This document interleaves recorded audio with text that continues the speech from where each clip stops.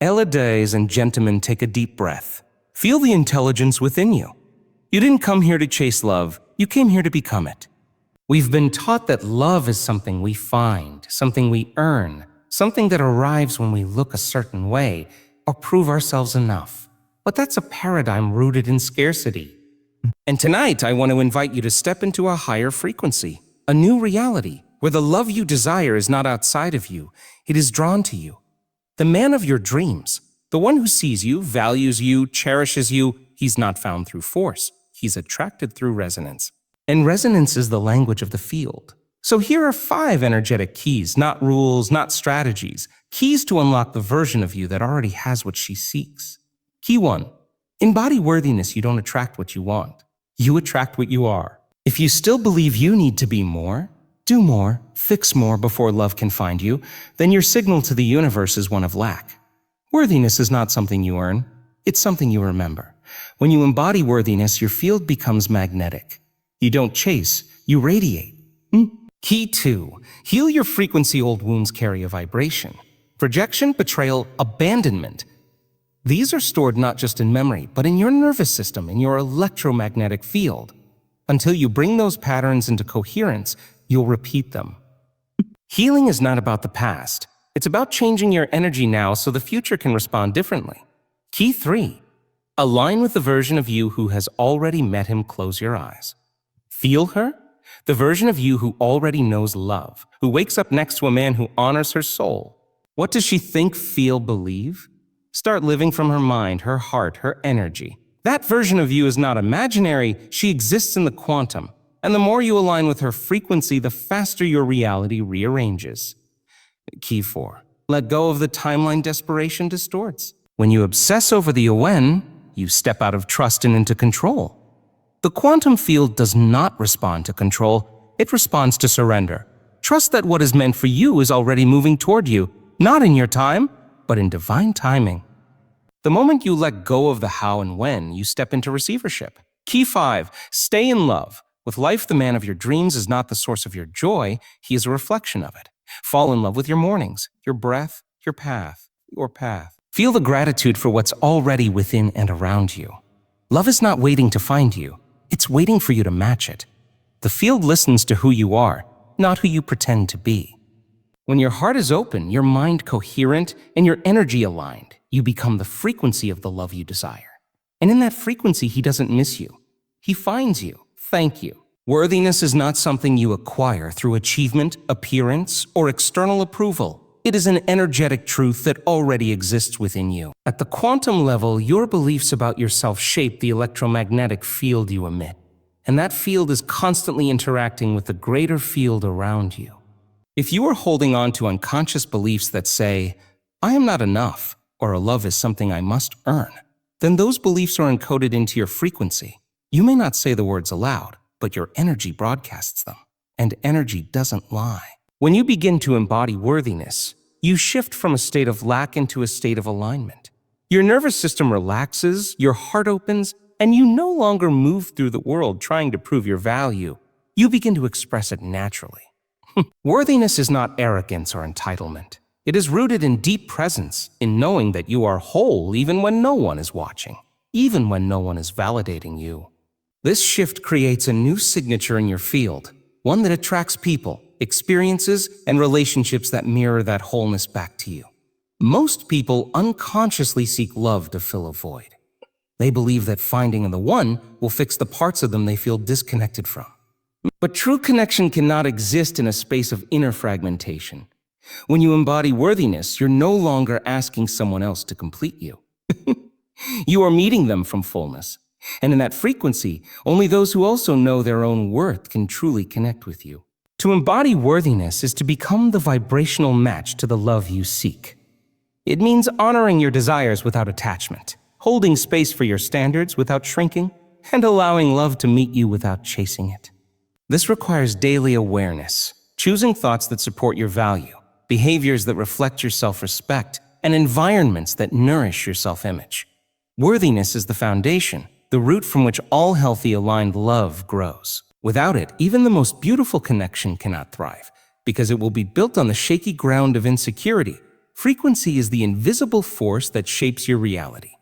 It is the vibration you carry in every moment, created by your thoughts, emotions, beliefs, and intentions. The universe doesn't respond to words. It responds to energy. You could be saying, "I want love," but if the frequency behind those words is loneliness, fear, or unworthiness, what you attract will match that energy, not your spoken desire. Frequency is like a radio signal, and you are always broadcasting. The question is, what are you tuned into? Every emotion emits a frequency. Fear, shame, and guilt vibrate low and slow. Joy, gratitude, and love vibrate high and fast. The man of your dreams is not resonating at the level of scarcity or desperation. He's found in the field of self-love, expansion, and peace. That's why your inner state is everything. The work isn't to go out and find him.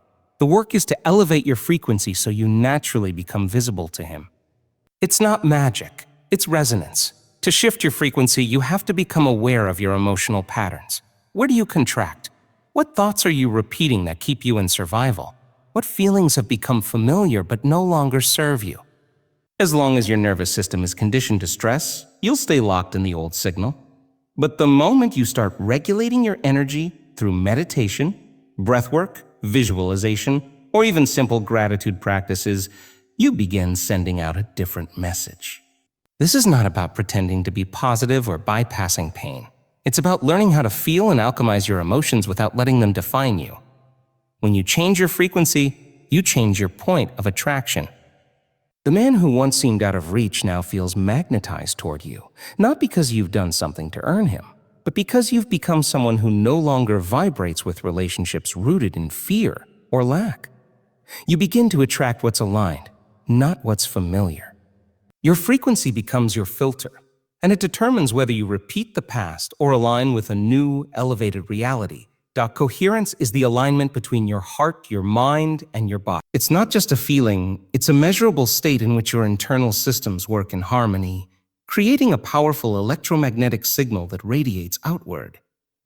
When you're in coherence, your nervous system is regulated, your thoughts are clear, and your emotions flow instead of control you. This state of inner order is magnetic. It sends a signal into the quantum field that is stable, elevated, and precise. It says, "I know who I am. I know what I want. I trust that it's already on its way." Most people live in a state of incoherence, thinking one thing, feeling another, and doing something entirely different. This creates inner conflict, emotional dissonance, and confusion in the field. If you say you want love but feel anxious, distrustful, or closed, the field picks up on that. There is no judgment, only reflection. Coherence is what turns desire into a clear intention and emotion into a magnetic force. It's what turns possibility into probability. Creating coherence starts with awareness. Begin with the body, your breath, your posture, your heartbeat. Tune in. Then move to the heart. What are you actually feeling, and can you allow yourself to feel it without judgment? Then the mind. What thoughts are you choosing, and are they aligned with the reality you want to create? When these three centers begin to sync up, your whole field changes. You become more than just a thinker, you become a transmitter. In the context of attracting love, coherence means embodying the energy of the relationship you desire before it physically arrives. Not hoping, not wishing, becoming. If you desire a partner who is emotionally present, grounded, and open-hearted, you must become emotionally present, grounded, and open-hearted. You become the signal. And the field, intelligent, responsive, and always listening, brings you the match. Incoherence creates mixed messages. Coherence creates clarity. And clarity is what draws the right person to you, not through effort, but through frequency. When your inner world is ordered, your outer world begins to mirror it back in the form of relationships that feel stable, safe, and deeply aligned. Surrender is the act of releasing control, not as a form of passivity, but as an expression of deep trust in a higher intelligence. It is the recognition that your mind, with all its stories and strategies, does not need to force outcomes in order to create alignment. In the realm of energy, control is resistance. When you're trying to micromanage the timeline, the method, or the path through which love appears, you're signaling to the universe that you don't actually trust it. And that signal creates tension, not magnetism. The field responds to clarity, not control. When you hold a vision and simultaneously release the need to know how or when it will manifest, you create space for the unexpected, the miraculous, the aligned. Surrender doesn't mean giving up your desire, it means elevating your relationship with it. You're not chasing, you're aligning. You're not waiting, you're becoming. And from that frequency, you naturally draw in the experiences that match your highest resonance. Holding on tightly to the outcome often stems from fear that it won't happen, that you're running out of time, that maybe love just isn't for you. But those fears are old programs, rooted in scarcity, not truth. Surrender is the key that unlocks a different narrative. It invites you to trust that the love you're calling in is already on its way, because the moment you conceived of it with clarity and emotion, it already began to form in the field. Now, your only job is to stay in energetic alignment with it. Letting go of the timeline doesn't mean you stop caring. It means you care enough to stop interfering. You know that divine timing is more intelligent than your own impatience. You know that what's meant for you cannot miss you, and that delays are not denials. They are preparations. The more you can stay grounded in presence, the more available you become for the signs, nudges, and synchronicities that guide you. Surrender is not a weakness. It's a mastery. It's the quiet power that says, I trust the process. I trust myself. I trust love to find me exactly when and how it's meant to. Love is a frequency that you embody long before it ever takes the shape of another person. When you fall in love with life, its textures, its quiet moments, its wild unpredictability, you shift into the same energy that aligned relationships are made of. Most people wait to feel love until they're in a relationship, but that waiting creates distance between where they are and where they want to be. They unintentionally train their nervous system to associate love with lack, and that becomes the loop they live in. But the truth is, the love you're seeking doesn't start with someone else. It starts with how you choose to meet your own existence. Falling in love with life doesn't mean everything is perfect. It means you've cultivated the capacity to see beauty in the ordinary, to feel gratitude for the breath in your lungs, and to recognize every moment as an opportunity to expand. It means you show up to your morning coffee like it's a sacred ritual. You walk into the sunlight and let it kiss your skin like a lover. You speak to yourself with tenderness, move your body like it's an act of devotion, and create a space inside your heart that feels like home, first to you and then to him. When you're in love with life, your energy becomes magnetic. You no longer move from longing or need, but from overflow. The man of your dreams is not looking for someone to complete him. He's drawn to the one who has already completed herself. He finds her not because she was searching, but because she was radiating a frequency he could feel from a distance. That frequency was not desperation. It was not loneliness. It was joy, wholeness, aliveness. This is the paradox. The less you need love to arrive in a certain form, the faster it arrives in alignment. Not because you gave up, but because you gave in to the richness of your own experience, to the fullness of your own presence. Love finds you when you stop chasing it and start being it. The external always mirrors the internal, and when your internal world is lit up with awe and appreciation, love has no choice but to respond. The quantum field responds not to what you want, but to who you are being. Alignment is the state of becoming the version of yourself who already has what you desire. It's not about pretending or wishing. It's about embodying that reality now, from the inside out. Most people try to attract their ideal partner while still living from the patterns and emotions of their past. But the past is a frequency, and if you are still thinking, feeling, and acting from that old state, you will keep creating the same outcomes, no matter how badly you want something different. To step into alignment, you must first get clear on the version of you who already has the relationship you desire. What does she believe about love, about herself, about men? How does she carry herself, speak to herself, show up in her day? What boundaries does she hold? What joy does she allow? What standards does she embody? These aren't just surface-level traits. They're energetic signatures. And when you begin to live from that version of you, your field begins to shift. You start sending a new signal, one that the universe cannot ignore. Alignment requires consistency. It's not about being perfect. It's about returning again and again to the frequency of your future, especially when the old energy calls you back. It's about catching the moments when you want to settle, chase, or prove your worth, and choosing instead to return to trust, to presence, to self-respect. The version of you who already has the love you want doesn't tolerate what doesn't feel right. doesn't abandon herself to be chosen, and doesn't wait for someone else to validate her experience. When you align with her, you collapse timelines. You begin to live in resonance with your desired reality, and that reality starts finding its way to you through people, synchronicities, and unexpected opportunities. It's not about forcing outcomes. It's about becoming the vibrational match to what you already know is meant for you. The field organizes itself around who you are being, and alignment is the bridge between the now and the next version of your life. Healing is not just about feeling better. It's about becoming conscious of what has been unconscious, bringing light to the patterns that have kept you stuck, and choosing to no longer repeat them. In the context of love, healing means identifying the emotional blueprints that were formed through past experiences, abandonment, betrayal, neglect, rejection, and recognizing how those memories live in your nervous system, your beliefs, and your behaviors. Until those patterns are met with awareness and alchemized, they continue to inform how you relate, how you attract, and how you love. You don't need to be completely healed to call in love, but you do need to be aware of your wounds so they don't lead your choices. Many people believe they are ready for deep love, but they're still making decisions from the place in them that's afraid, unworthy, or unseen. They're still trying to receive love from the same emotional frequency where they once experienced pain.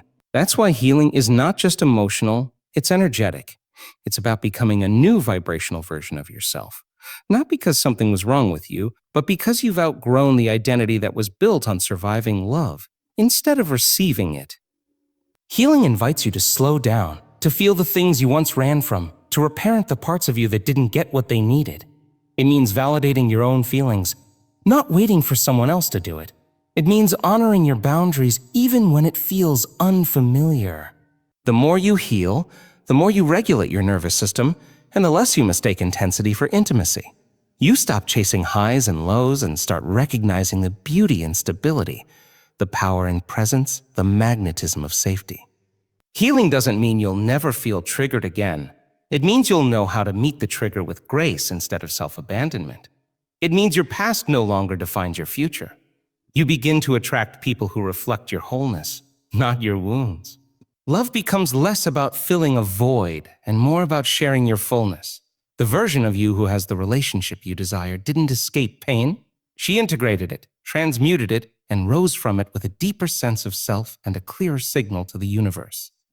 Intuition is your inner compass, the subtle intelligence that speaks through feeling, sensation, and knowing without logical proof.